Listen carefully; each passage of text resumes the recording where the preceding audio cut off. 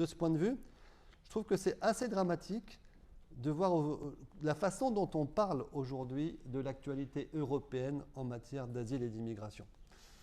Quand vous regardez ce qu'ont été les retours finalement du dernier Conseil européen il y a quelques jours, message très clair.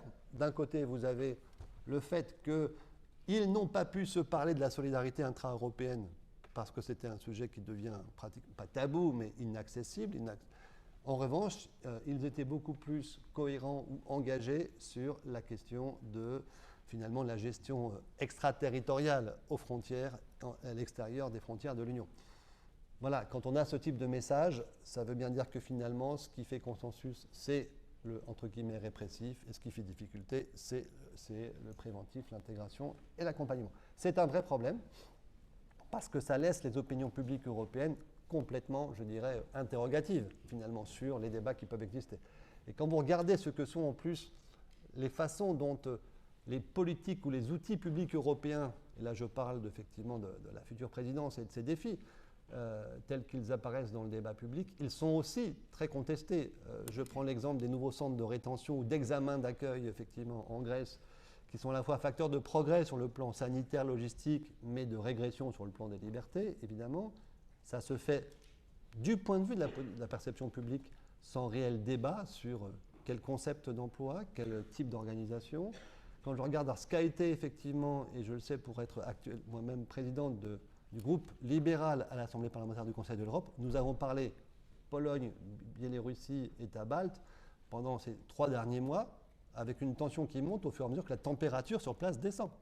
Où un État fait de la guerre hybride, comme vous le savez, en alimentant massivement, je dirais, des canaux illégaux, en faisant payer et en récupérant de l'argent sur ce sujet, je parle de la Biélorussie, pour envoyer sur des frontières externes de l'Union des personnes qui finalement se trouvent en situation de perdition absolue. Frontex elle-même étant appelée par les Polonais, finalement n'intervient pas, puis est d'accord pour intervenir dans un contexte incompréhensible pour l'opinion publique biélorusse, polonaise, balte, comme j'ai pu le constater très très directement.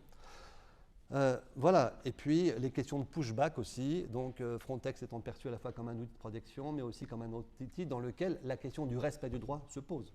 À quel moment va-t-on arriver à ce qu'il y ait des recours devant la CEDH, ce qui n'est encore jamais arrivé, sur le type d'action menée par Frontex.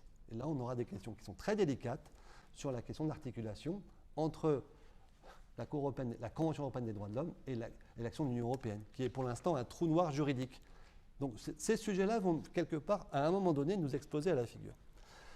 Voilà. Alors, j'avais dit tout à l'heure, n'ayons pas la politique migratoire honteuse, n'ayons pas la présidence française de l'Union européenne honteuse non plus en matière d'asile et de migration.